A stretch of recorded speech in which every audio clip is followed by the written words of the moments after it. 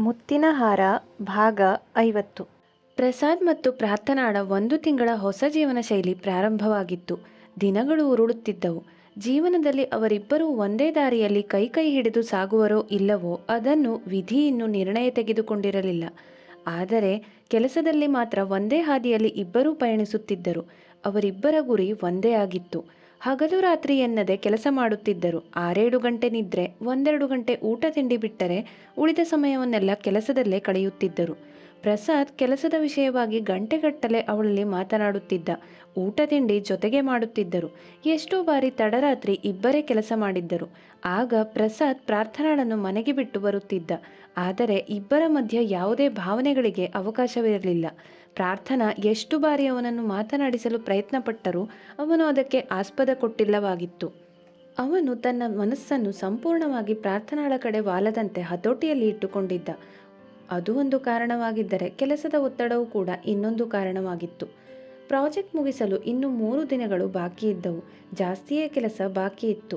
ಪ್ರಯಾಣ ಮಾಡುವ ಸಮಯ ಉಳಿಯುತ್ತದೆಂದು ಪ್ರಾರ್ಥನಾ, ಪ್ರಸಾದ್ ಮತ್ತು ನಿಖಿಲ್ ಆಫೀಸಿನ ಗೆಸ್ಟ್ ಕ್ವಾರ್ಟರ್ಸ್ನಲ್ಲೇ ಉಳಿಯುವುದೆಂದು ನಿರ್ಧಾರ ಮಾಡಿದ್ದರು. ಮಹೇಶ್ ಬೆಳಿಗ್ಗೆ ಬಂದು ತನ್ನ ಕೆಲಸವನ್ನು ಆದಷ್ಟು ಮುಗಿಸಿ ಮನೆಗೆ ತೆರಳುತ್ತಿದ್ದ. ಮಹೇಶ್ ಬಗ್ಗೆ ಗೊತ್ತಿದ್ದರಿಂದ ಪ್ರಸಾದ್ ಅದಕ್ಕೇನು ತಗಾದೆ ತೆಗೆದಿರಲಿಲ್ಲ. ಮತ್ತೊಂದು ವಿಷಯವೇನೆಂದರೆ ಮಹೇಶ್ ಕೆಲಸವನ್ನು ಕೂಡ ಸ್ವಲ್ಪ ನಿದ್ದೆ ಕಡಿಮೆ ಮಾಡಿದರೆ ಪ್ರಾರ್ಥನಾ ಮತ್ತು ತಾನು ಸೇರಿ ಮಾಡಬಹುದು ಎಂದು ಅವನಿಗೆ ಗೊತ್ತಿತ್ತು. ನಿಖಿಲ್ ಕೂಡ ತುಂಬ ಚೆನ್ನಾಗಿ ಕೆಲಸ ಕಲಿತಿದ್ದ. ಆದ್ದರಿಂದ ಮೂವರು 3 ದಿನದ ಪ್ಲಾನ್ ತಯಾರು ಮಾಡಿ ಕೆಲಸದಲ್ಲಿ ಮಗ್ನರಾಗಿದ್ದರು. ಒಂದು ದಿನ ಪ್ರಸಾದ್ ಮತ್ತು ಪ್ರಾರ್ಥನಾ ರಾತ್ರಿ ಊಟ ಮಾಡುತ್ತಾ ಕುಳಿತಿದ್ದರು. ಇಬ್ಬರ ಮಧ್ಯೆ ಮಹಾಮೌನ ಆವರಿಸಿತ್ತು. ಕೊನೆಗೆ ಪ್ರಾರ್ಥನಾಳೆ ಮಾತು ಶುರು ಮಾಡಿದ್ದಳು. ಪ್ರಸಾದ್. ತಲೆ ತಗ್ಗಿಸಿ ಊಟ ಮಾಡುತ್ತಿದ್ದ ಅವನು ಅವಳನ್ನು ನೋಡಿದ್ದ. ಅಮ್ಮ ಹೇಗಿದ್ದಾರೆ? ತುಂಬ ದಿನಗಳಾಯಿತು ಅವರನ್ನು ಮಾತಾಡಿಸ್ದೆ ಎಂದಳು. ಚೆನ್ನಾಗಿದ್ದಾರೆ ಎಂದ. ಅವನಿಗೆ ಮಾತನಾಡಲು ಇಷ್ಟವಿಲ್ಲವೆಂದು ಗೊತ್ತಾಗಿತ್ತು. ಆದರೂ ಇನ್ನೊಂದು ಪ್ರಯತ್ನ ಮಾಡೋಣವೆಂದು ಮತ್ತೊಂದಿಷ್ಟು ಪ್ರಶ್ನೆ ಕೇಳಿದಳು. ಎಲ್ಲದಕ್ಕೂ ಚುಟುಕು ಉತ್ತರವನ್ನೇ ಕೊಟ್ಟಿದ್ದ ಪ್ರಸಾದ್. ಅವಳಿಗೆ ಹಸಿವಾದರೆ ತಿಂಡಿ ತಂದು ಕೊಡುತ್ತಿದ್ದ. ಕುಡಿಯಲು ಟೀ ತಂದು ಕೊಡುತ್ತಿದ್ದ. ಗಂಟಲಲ್ಲಿ ಅನ್ನ ಸಿಕ್ಕಿ ಹಾಕಿಕೊಂಡರೆ ನೀರು ತಂದು ಕುಡಿಸುತ್ತಿದ್ದ. ಕೆಲಸದಿಂದ ಸ್ವಲ್ಪ ವಿಶ್ರಾಂತಿ ಬೇಕೆಂದರೆ ಅವಳ ಜೊತೆ ವಾಕಿಂಗ್ ಹೋಗುತ್ತಿದ್ದ. ಇಷ್ಟಾದರೂ ಪ್ರಸಾದ್ ಅವಳಲ್ಲಿ ಒಂದಕ್ಷರವನ್ನು ಕೆಲಸದ ಹೊರತಾಗಿ ಮಾತನಾಡುತ್ತಿರಲಿಲ್ಲ. ಇದು ಪ್ರಾರ್ಥನಾಳಿಗೆ ಸಹಿಸಲಾಗದ ವಿಷಯವಾಗಿತ್ತು. ಆಗಿನ ಅವನ ಮಾತುಗಳು ಅಲೆಗಳ ಥರ ಅಪ್ಪಳಿಸುತ್ತಿತ್ತು. ಆದರೆ ಈಗಿನ ಅವನ ಮೌನ ಬೆಂಕಿಯಲ್ಲಿ ಬಿದ್ದ ಅನುಭವವನ್ನು ತರಿಸಿತ್ತು ಅವಳಿಗೆ. ಸಾಯುತ್ತಾಳೋ ಅಥವಾ ಅದರಿಂದ ಪಾರಾಗುತ್ತಾಳೋ ಯೋಚನೆ ಮಾಡಿದರೂ ಅವಳಿಗೆ ಗೊತ್ತಾಗುತ್ತಿರಲಿಲ್ಲ. ಯಾಕೋ ಅವಳಿಗೆ ಇನ್ನು ಪ್ರಯತ್ನ ಮಾಡುವುದು ವ್ಯರ್ಥ ಅನಿಸಿಬಿಟ್ಟಿತ್ತು. ಪ್ರಸಾದ್ ಸಂತೋಷ ತಾನು ದೂರವಾಗುವುದರಲ್ಲಿದ್ದರೆ ಅದೇ ಸರಿ ಎಂದು ಪ್ರಾಜೆಕ್ಟ್ ಮುಗಿದ ಮೇಲೆ ಕೆಲಸ ಬಿಟ್ಟು ಅವನಿಂದ ದೂರ ಆಗಿಬಿಡೋಣ ಎಂದು ನಿರ್ಧಾರ ಮಾಡಿಬಿಟ್ಟಳು. ನಂತರ ಪ್ರಾರ್ಥನಾ ಕೂಡ ಅವನಂತೆಯೇ ಕೇವಲ ಕೆಲಸದ ಬಗೆಗೆ ಅಷ್ಟೇ ಮಾತನಾಡಲು ಶುರು ಮಾಡಿದಳು. ಅದರ ಹೊರತಾಗಿ ಬೇರೇನೂ ಬೇಡ ಇನ್ನು ಮುಂದೆ ಎಂದು ಅದರಂತೆಯೇ ನಡೆದುಕೊಳ್ಳಲು ಪ್ರಾರಂಭಿಸಿದಳು. ಪ್ರಸಾದ್ಗೆ ಇದು ಅಚ್ಚರಿಯಾಗಿದ್ದರೂ ಸ್ವಲ್ಪ ಸಮಾಧಾನವಾಗಿತ್ತು. ಕೊನೆಗೂ ಪ್ರಾಜೆಕ್ಟ್ ಮುಗಿಯುವ ದಿನ ಬಂದಿತ್ತು. ಶುಕ್ರವಾರ ಎಲ್ಲವನ್ನೂ ಮುಗಿಸಿ ಕ್ಲೈಂಟ್ಸ್ಗೆ ಕೊಡಬೇಕಿತ್ತು. ಅಂದು ಮಹಂತೇಶ್, ಮಹೇಶ್, ನಿಖಿಲ್, ಸಾಧ್ವಿ, ಪ್ರಾರ್ಥನಾ ಮತ್ತು ಪ್ರಸಾದ್ ಎಲ್ಲರೂ ಶೀಘ್ರವಾಗಿ ಕೆಲಸ ಮಾಡಿದ್ದರು. ಕೊನೆಗೆ ಸಂಜೆ ಎಲ್ಲರೂ ಅವರವರ ಕೆಲಸವನ್ನು ಮುಗಿಸಿ ಮನೆಗೆ ತೆರಳಿದ್ದರು. ನಿಖಿಲ್ ಕೂಡ ಪ್ರಸಾದ್ ಅನುಮತಿಯನ್ನು ಪಡೆದು ಮನೆಗೆ ಹೋಗಿದ್ದ. ಅವತ್ತು ಆಫೀಸಿನಲ್ಲಿ ಉಳಿದಿದ್ದು ಪ್ರಾರ್ಥನಾ ಮತ್ತು ಪ್ರಸಾದ್ ಮಾತ್ರ. ಈ ಪ್ರಾಜೆಕ್ಟಿಗೆ ಸಂಬಂಧಪಟ್ಟವ ಜನರಲ್ಲಿ ಕೆಲವರು ಹೊರದೇಶದಲ್ಲಿ ಇದ್ದರು. ಇನ್ನು ಕೆಲವರು ಬೆಂಗಳೂರು, ಹೈದರಾಬಾದಿನಲ್ಲಿ ಇದ್ದರು. ಆದ್ದರಿಂದ ಆನ್ಲೈನ್ನಲ್ಲಿಯೇ ಡೆಮೋ ಮೀಟಿಂಗನ್ನು ಮಾಡುವ ತೀರ್ಮಾನ ಮಾಡಿದ್ದರು. ಸುಮಾರು ರಾತ್ರಿ 9 ಗಂಟೆಯಷ್ಟೊತ್ತಿಗೆ ಕೊನೆಯ ಕ್ಲೈಂಟ್ಸ್ ಮೀಟಿಂಗ್ ಶುರುವಾಗಿತ್ತು. ಪ್ರಾರ್ಥನಾ ಮತ್ತು ಪ್ರಸಾದ್ ಅದ್ಭುತವಾಗಿ ಡೆಮೋ ಕೊಟ್ಟರು. ಎಲ್ಲರಿಗೂ ಅವರ ಕೆಲಸ ಇಷ್ಟವಾಗಿತ್ತು. ಯಾವುದೇ ತಪ್ಪಿಲ್ಲದೆ ಪ್ರಾಜೆಕ್ಟ್ ಸಬ್ಮಿಷನ್ ಯಶಸ್ವಿಯಾಗಿ ಮುಗಿಯಿತು. ಪ್ರಸಾದ್ ಟೀಮನ್ನು ಎಲ್ಲರೂ ಹೊಗಳಿದರು. ವಿಶೇಷವಾಗಿ ಪ್ರಾರ್ಥನಾಳ ಕೆಲಸಕ್ಕೆ ಮೆಚ್ಚುಗೆ ವ್ಯಕ್ತಪಡಿಸಿದರು. ಮೀಟಿಂಗ್ ಮುಗಿಯಿತು. ಪ್ರಸಾದ್ ತುಂಬ ಸಂತೋಷದಿಂದಿದ್ದ. ಪ್ರಾರ್ಥನಾ ಕೂಡ ಖುಷಿಯಾಗಿದ್ದಳು. ಆದರೆ ಅವಳಿಗೆ ಕೆಲಸ ಮುಗಿದ ಸಂತೋಷಕ್ಕಿಂತ ಪ್ರಸಾದ್ ಮುಖದಲ್ಲಿನ ನಗು ಹೇಳಲಾರದಷ್ಟು ಖುಷಿ ತಂದುಕೊಟ್ಟಿತ್ತು. We have successfully completed this, congratulations and thank you Prarthana ಎಂದು ಹರುಷದಿಂದ ಅವಳನ್ನು ಅಪ್ಪಿಕೊಂಡಿದ್ದ. ಇಬ್ಬರು ಒಮ್ಮೆ ಲೋಕವನ್ನೇ ಮರೆತಿದ್ದರು. ಒಂದು ಕ್ಷಣ ಪ್ರಸಾದ್ ಕೂಡ ವಿಚಲಿತನಾಗಿದ್ದ. ತಕ್ಷಣವೇ ನನಗೀಗೊಂದು ಮೀಟಿಂಗ್ ಇದೆ, ಕೊನೆಯಲ್ಲಿ ಮ್ಯಾನೇಜರ್ ಜೊತೆ ಮಾತಾಡೋದಿರುತ್ತೆ, ಅದೊಂದು ಮುಗಿಸಿ ನಿನ್ನನ್ನು ಮನೆಗೆ ಡ್ರಾಪ್ ಮಾಡ್ತೀನಿ, ನೀನು ಊಟ ಮಾಡು ಅಷ್ಟೊತ್ತಿಗೆ ಎಂದು ಗಂಭೀರವಾಗಿ ನುಡಿದಾಗ ಪ್ರಾರ್ಥನಾ ವಾಸ್ತವಕ್ಕೆ ಬಂದಳು. ಪ್ರಸಾದ್ ತನ್ನ ಲ್ಯಾಪ್ಟಾಪ್ ತೆಗೆದುಕೊಂಡು ತನ್ನ ಕ್ಯಾಬಿನ್ಗೆ ತೆರಳಿದ್ದ. ಅವಳಿಗೆ ಊಟ ಮಾಡುವ ಮನಸ್ಸಿರಲಿಲ್ಲ. ಆದರೂ ಶಾಸ್ತ್ರಕ್ಕಾದರೂ ಏನಾದರೂ ತಿನ್ನಬೇಕೆಂದುಕೊಂಡು ಹೋಗಿ ಸ್ವಲ್ಪವೇ ಊಟ ಮಾಡಿ ತನ್ನ ಜಾಗಕ್ಕೆ ಬಂದು ಕುಳಿತಳು. ಗಂಟೆ 11 ಆಗಿತ್ತು. ಪ್ರಸಾದ್ ಇನ್ನೂ ಮೀಟಿಂಗ್ನಲ್ಲಿ ಮಾತನಾಡುತ್ತಲೇ ಇದ್ದ. ಅವನನ್ನೇ ನೋಡುತ್ತಾ ಕುಳಿತಿದ್ದವಳಿಗೆ ನಿದ್ರೆ ಹತ್ತಿತ್ತು. ಅಲ್ಲಿಯೇ ನಿದ್ರೆ ಮಾಡಿಬಿಟ್ಟಳು. ಸ್ವಲ್ಪ ಹೊತ್ತಿನ ನಂತರ ಪ್ರಸಾದ್ ಮೀಟಿಂಗ್ ಮುಗಿದಿತ್ತು. ಮೀಟಿಂಗ್ ರೂಮಿಗೆ ಬಂದು ನೋಡಿದ ಪ್ರಾರ್ಥನಾ ಅಲ್ಲಿರಲಿಲ್ಲ. ಊಟಕ್ಕೆ ಹೋಗಿರಬೇಕೆಂದುಕೊಂಡು ಅಲ್ಲಿಗೆ ಹೋದರೆ ಅಲ್ಲಿಯೂ ಇರಲಿಲ್ಲ. ಅವನು ಕೂಡ ಶಾಸ್ತ್ರಕ್ಕೆ ಊಟ ಮುಗಿಸಿ ಮತ್ತೆ ವಾಪಸ್ ಕ್ಯಾಬಿನ್ಗೆ ಬಂದ. ಊಟ ಮಾಡಿ ಅವಳು ವಾಪಸ್ ಬಂದಿರುತ್ತಾಳೆ ಎಂದುಕೊಂಡು ಅವನು ಅಲ್ಲಿಗೆ ಬಂದು ನೋಡಿದರೆ ಅಲ್ಲೂ ಕಾಣಿಸಲಿಲ್ಲ. ನಂತರ ಅವಳ ಜಾಗಕ್ಕೆ ಹೋಗಿ ನೋಡಿದ. ಅಲ್ಲೇ ಡೆಸ್ಕ್ ಮೇಲೆ ತಲೆ ಇಟ್ಟು ನಿದ್ರಿಸುತ್ತಿದ್ದ ಪ್ರಾರ್ಥನಾ ಕಾಣಿಸಿದಳು. ಹತ್ತಿರ ಹೋದವನು ಪ್ರಾರ್ಥನಾ ಪ್ರಾರ್ಥನಾ ಏಳು, ಮನೆಗೆ ಹೋಗೋಣ ಎಂದು ಅವಳ ಭುಜ ತಟ್ಟಿದ್ದ. ಅವಳಿಗೆ ಎಚ್ಚರವಾಗಲಿಲ್ಲ. ಮತ್ತೊಮ್ಮೆ ಕರೆದು ಎಬ್ಬಿಸಲು ಪ್ರಯತ್ನ ಮಾಡಿ ಸೋತ. ಅವಳಿಗೆ ಗಾಢವಾಗಿ ನಿದ್ರೆ ಬಂದಿತ್ತು. ಎಷ್ಟೋ ದಿನದಿಂದ ಸರಿಯಾಗಿ ನಿದ್ರೆ ಮಾಡಿರಲಿಲ್ಲ.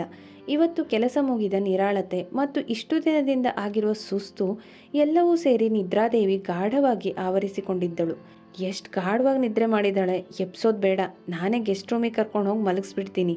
ನಾಳೆ ಹೇಗೂ ಆಫೀಸಿಗೆ ಬರೋದು ಬೇಡ, ಅವಳು ಬೆಳಿಗ್ಗೆ ಎದ್ದು ಮನೆಗೆ ಹೋಗ್ತಾಳೆ ಎಂದು ತನ್ನಲ್ಲೇ ಹೇಳಿಕೊಂಡು ಅವಳನ್ನು ಎತ್ತಿಕೊಂಡು ಹೋಗಿ ಅವಳ ರೂಮಿನಲ್ಲಿ ಮಲಗಿಸಿದ. ಯಾಕೋ ಒಂದು ಕ್ಷಣ ಅವಳನ್ನೇ ನೋಡಿದ. ಪ್ರಾರ್ಥನಾ, ನಿನ್ನ ಅರ್ಥ ಮಾಡ್ಕೊಳ್ಳೋಕೆ ಆಗ್ತಾ ಇಲ್ಲ. ಇವತ್ತಿನ ನಿನ್ನ ಮುಗ್ಧ ಮುಖವನ್ನು ನಂಬೇಕಾ ಅಥವಾ ದುರಾಸೆ ಇರೋ ಸುಳ್ಳು ಹೇಳೋ ಆ ಮತ್ತೊಂದು ಪ್ರಾರ್ಥನಾ ನಂಬೇಕಾ? ನಿನ್ನನ್ನು ಯಾಕೆ ನಾನು ಅಷ್ಟೊಂದು ಪ್ರೀತಿ ಮಾಡಿದೆ, ಈಗ ಯಾಕೆ ನಿನ್ನನ್ನು ಮರೆಯೋಕ್ಕಾಗ್ತಾ ಇಲ್ಲ? ಇನ್ನು ಸ್ವಲ್ಪ ದಿನದಲ್ಲಿ ನೀನು ಮದುವೆ ಆಗ್ತೀಯಾ, ನೀ ನನ್ನ ಜೀವನದಲ್ಲಿ ಬರಲೇಬಾರ್ದಿತ್ತು ಪ್ರಾರ್ಥನಾ ಎಂದು ಹೇಳಿದವನು ಹಿಂಜರಿಕೆಯಿಂದಲೇ ಅವಳ ಹಣೆಗೊಂದು ಮುತ್ತಿಟ್ಟ. ಕ್ಷಣದ ನಂತರ ಇನ್ನೇನು ಹೊರಡಬೇಕೆನ್ನುವಷ್ಟರಲ್ಲಿ ಪ್ರಾರ್ಥನಾ ಅವನ ಕೈ ಹಿಡಿದು ಗಟ್ಟಿಯಾಗಿ ಎಳೆದಿದ್ದಳು. ಒಮ್ಮೆ ಬೆಚ್ಚಿ ಬಿದ್ದಿದ್ದ. ಇವಳಿಗೆ ಎಚ್ಚರ ಇತ್ತಾ ಎಂದು ತಿರುಗಿ ನೋಡಿದ್ದ. ಅವಳಿನ್ನೂ ನಿದ್ರೆಯ ಮಂಪರಿನಲ್ಲೇ ಇದ್ದಳು. ಮೆಲ್ಲಗೆ ಅವಳಿಂದ ತನ್ನ ಕೈಯನ್ನು ಬಿಡಿಸಿಕೊಂಡು ಹೊರ ನಡೆದಿದ್ದ. ಅವಳನ್ನು ಇಲ್ಲಿ ಒಬ್ಬಳೇ ಬಿಟ್ಟು ಮನೆಗೆ ಹೋಗಲು ಸಾಧ್ಯವಿಲ್ಲ ಎಂದು ತನ್ನ ರೂಮಿಗೆ ಬಂದು ಫ್ರೆಶ್ ಆಗಿ ಹಾಸಿಗೆಯ ಮೇಲೆ ಉರುಳಿದ. ಬೆಳಗಿನ ಜಾವ 6 ಗಂಟೆಗೆ ಪ್ರಾರ್ಥನಾಳಿಗೆ ಎಚ್ಚರವಾಗಿತ್ತು. ಕಣ್ತೆರೆದು ಸುತ್ತಮುತ್ತ ನೋಡಿದಳು. ನಿನ್ನೆ ರಾತ್ರಿ ತಾನು ಇಲ್ಲಿಗೆ ಬಂದದ್ದನ್ನು ನೆನಪಿಸಿಕೊಂಡಳು. ತುಟಿ ಅಂಚಿನಲ್ಲಿ ಸಣ್ಣ ನಗು ಮೂಡಿತ್ತು. ಎದ್ದು ಗಡಿಯಾರ ನೋಡಿದಳು. ಏಳುವ ಸಮಯವಾಗಿತ್ತು. ಆದರೆ ಸ್ವಲ್ಪ ನಿದ್ರೆ ಬಾಕಿ ಇದೆ ಎಂದೆನಿಸಿ ಮತ್ತೆ ಹಾಸಿಗೆಯ ಮೇಲೆ ಉರುಳಿದಳು. ನಂತರ ಅವಳಿಗೆ ಎಚ್ಚರವಾದದ್ದು 9 ಗಂಟೆಗೆ ಪ್ರಸಾದ್ ಅವಳ ರೂಮಿನ ಬಾಗಿಲು ಬಡಿದ ಮೇಲೆ. ಶಬ್ದ ಕೇಳಿ ಗಡಿಬಿಡಿಯಿಂದ ಎದ್ದು ಬಾಗಿಲು ತೆರೆದಿದ್ದಳು. ಎದುರಿಗೆ ಪ್ರಸಾದ್ ರೆಡಿಯಾಗಿ ನಿಂತಿದ್ದ. ಪ್ರಾರ್ಥನಾ, ನಿನ್ನೆ ನಿನ್ನ ಡೆಸ್ಕ್ ಮೇಲೆ ಮಲ್ಕೊಬಿಟ್ಟಿದ್ದೆ, ಅದಕ್ಕೆ ನಾನು ಇಲ್ಲಿ ಕರ್ಕೊಂಡು ಬಂದೆ.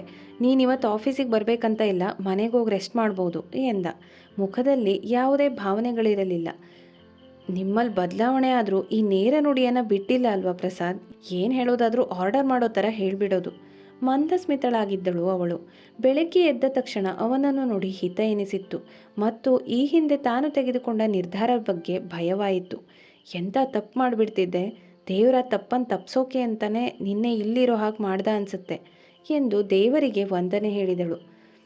ಆಫೀಸಿಗೆ ಬಂದರೆ ನಿಮಗೇನಾದರೂ ತೊಂದರೆ ಆಗುತ್ತಾ ಕೇಳಿದಳು ಪ್ರಾರ್ಥನಾ. ಬೆಳಗ್ಗೆಯೇ ಅವಳ ಅಸಂಬದ್ಧ ಪ್ರಶ್ನೆ ಕೇಳಿ ಪ್ರಸಾದ್ಗೆ ಕೋಪ ಬಂದಿತ್ತು. ಏನಾದರೂ ಮಾಡ್ಕೊ ನೀನು, ನಿನ್ನಿಷ್ಟ, ನಿನ್ನ ಜೀವನ ಎಂದು ತಲೆ ಕೊಡವಿಕೊಂಡು ಅಲ್ಲಿಂದ ಹೋಗಿದ್ದ. ಪ್ರಾರ್ಥನಾಳಿಗೆ ಬೇಜಾರೇನೂ ಆಗಲಿಲ್ಲ. ಬದಲಾಗಿ ಸ್ವಲ್ಪ ಸಮಾಧಾನವಾಗಿತ್ತು. ನಿನ್ನೆಯವರೆಗೆ ಮೌನವ್ರತವನ್ನು ಆಚರಿಸುತ್ತಿದ್ದ ಪ್ರಸಾದ್ ಇವತ್ತು ಲವಲವಿಕೆಯಿಂದ ಮಾತನಾಡಿದ್ದ ಮತ್ತು ಅವಳು ಈಗ ಅವನ ಮನಸ್ಸಿನ ತೊಳಲಾಟವನ್ನು ಅರ್ಥ ಮಾಡಿಕೊಂಡಿದ್ದಳು. ಈಗ ಅವಳಿಗೆ ಅದರ ಕಾರಣ ಹುಡುಕಬೇಕಿತ್ತು ಅಷ್ಟೆ. ಪ್ರಾರ್ಥನಾ ಫ್ರೆಶ್ ಆಗಿ ಸುಮಾರು 10 ಗಂಟೆ ಅಷ್ಟೊತ್ತಿಗೆ ಆಫೀಸಿಗೆ ಹೋಗಿದ್ದಳು. ಆಫೀಸಿನಲ್ಲಿ ಎಲ್ಲರ ಮುಖದಲ್ಲೂ ಸಂತೋಷ ಆವರಿಸಿತ್ತು. ಅವಳು ಬಂದ ಕೂಡಲೇ, ಕಂಗ್ರ್ಯಾಚುಲೇಷನ್ಸ್ ಪ್ರಾರ್ಥನಾ, ಒಂದು ದೊಡ್ಡ ಸಾಧನೆ ಮಾಡಿದ್ವಿ, ಹೆಚ್ಚಿನ ಕ್ರೆಡಿಟ್ ನಿಂಗೆ ಸೇರಬೇಕು ಎಂದು ಮಹೇಶ್ ಸಂತೋಷವನ್ನು ವ್ಯಕ್ತಪಡಿಸಿದ್ದ. ಥ್ಯಾಂಕ್ ಯು ಮಹೇಶ್, ನಿಮಗೂ ಕಂಗ್ರ್ಯಾಚುಲೇಷನ್ಸ್, ಕ್ರೆಡಿಟ್ ಎಲ್ರಿಗೂ ಸೇರಬೇಕು, ಇದು ಟೀಮ್ ವರ್ಕ್ ಎಂದು ನಕ್ಕಳು. ನಂತರ ಒಬ್ಬರಾದ ಮೇಲೊಬ್ಬರು ಬಂದು ವಿಶ್ ಮಾಡಿದರು. ನಿಖಿಲ್ ಮತ್ತು ಸಾಧ್ವಿ ವಿಶೇಷವಾಗಿ ಅವಳಿಗೆ ಧನ್ಯವಾದಗಳನ್ನು ಹೇಳಿದರು. ಅಷ್ಟೊತ್ತಿಗೆ ಅಲ್ಲಿಗೆ ಬಂದ ಪ್ರಸಾದ್, ಅಟೆನ್ಷನ್ ಪ್ಲೀಸ್ ಎಂದ. ಎಲ್ಲರೂ ಪ್ರಸಾದ್ ಇದ್ದಲ್ಲಿಗೆ ಬಂದು ನಿಂತರು. ಗುಡ್ ಮಾರ್ನಿಂಗ್ ಎಲ್ರಿಗೂ. ಮೊದಲನೇದಾಗಿ ಎಲ್ರಿಗೂ ಕಂಗ್ರ್ಯಾಚುಲೇಷನ್ಸ್. ನಾವು ಒಂದು ಮುಖ್ಯವಾದ ದೊಡ್ಡ ಪ್ರಾಜೆಕ್ಟನ್ನು ಯಶಸ್ವಿಯಾಗಿ ಕಂಪ್ಲೀಟ್ ಮಾಡಿಕೊಟ್ಟಿದ್ದೀವಿ. ಇದು ನಮ್ಮೆಲ್ಲರ ಪ್ರಯತ್ನದ ಫಲ. ನಮ್ಮ 5 ಜನರ ಟೀಮ್ ಮಾತ್ರ ಅಲ್ಲ, ನಿಮ್ಮೆಲ್ಲರ ಸಹಕಾರದಿಂದ ಇದು ಸಾಧ್ಯ ಆಗಿದೆ. ಇದು ಆಫೀಸ್ಗೆ ತುಂಬ ಲಾಭನೂ ತಂದುಕೊಟ್ಟಿದೆ. ಅದಕ್ಕಾಗಿ ನಿಮ್ಮೆಲ್ಲರಿಗೂ ಬೋನಸ್ ಸಿಗುತ್ತೆ ಎನ್ನುತ್ತಿದ್ದಂತೆ ಎಲ್ಲರೂ ಚಪ್ಪಾಳೆಯ ಸುರಿಮಳೆಗೈದರು. ಕ್ಷಣದ ಸಂಭ್ರಮದ ನಂತರ ಮತ್ತೆ ಪ್ರಸಾದ್ ಮುಂದುವರಿಸಿದ್ದ. ಇನ್ನೊಂದು ವಿಷಯ ಏನಂದರೆ, ನಮ್ಮ ಮನೇಲಿ ಒಂದು ಚಿಕ್ಕ ಪಾರ್ಟಿ ಇಟ್ಕೊಂಡಿದ್ದೀವಿ. ನಾನು ಅಮೆರಿಕದಿಂದ ಬಂದಮೇಲೆ ನಿಮ್ಮೆಲ್ರಿಗೂ ಒಂದು ಪಾರ್ಟಿ ಕೊಡಬೇಕಂತ ಅಂದ್ಕೊಂಡಿದ್ದೆ. ಈಗ ಹೇಗೂ ಪ್ರಾಜೆಕ್ಟ್ ಕೂಡ ಯಶಸ್ವಿ ಆಯಿತು, ಹಾಗಾಗಿ ಎಲ್ಲರೂ ಸೆಲೆಬ್ರೇಟ್ ಮಾಡೋಣ. ಸೊ ನಾಳೆ ಸಂಜೆ 5 ಗಂಟೆಗೆ ಎಲ್ಲರೂ ನಮ್ಮನೇಲಿ ಇರ್ತೀರಾ ಎಂದು ಹೇಳಿ ಎಲ್ಲರಿಗೂ ತೆರಳಲು ಹೇಳಿದ. ನಂತರ ರೋಹಿತ್ ಮತ್ತು ಗಾಯತ್ರಿಯನ್ನು ಕರೆದು, ಇದ್ರ ಬಗ್ಗೆ ಒಂದು ಇನ್ವಿಟೇಷನ್ ರೆಡಿ ಮಾಡಿ ಮತ್ತು ನಮ್ಮ ಆಫೀಸಿನ ಎಲ್ರಿಗೂ ಕಳಿಸ್ಬೇಕು. ಫ್ಯಾಮಿಲಿ ಜೊತೆಗೆ ಬನ್ನಿ ಅಂತ ಹಾಕಿ. ಯಾಕಂದರೆ ಇದು ಕೇವಲ ಪ್ರಾಜೆಕ್ಟ್ ಸಕ್ಸಸ್ ಪಾರ್ಟಿ ಅಲ್ಲ, ನಾನು ನನ್ನ ಹತ್ರದ ಫ್ರೆಂಡ್ಸ್ ಬಂಧು ಬಳಗದವರಿಗೆಲ್ಲ ಹೇಳಬೇಕು ಅಂದ್ಕೊಂಡಿದ್ದೀನಿ. ತುಂಬ ವರ್ಷ ಆದಮೇಲೆ ಹೀಗೆಲ್ಲರೂ ಒಟ್ಟಿಗೆ ಸೇರ್ತಾ ಇರೋದು ಎಂದು ಹೇಳಿ ಅಲ್ಲಿಂದ ತೆರಳಿದ್ದ.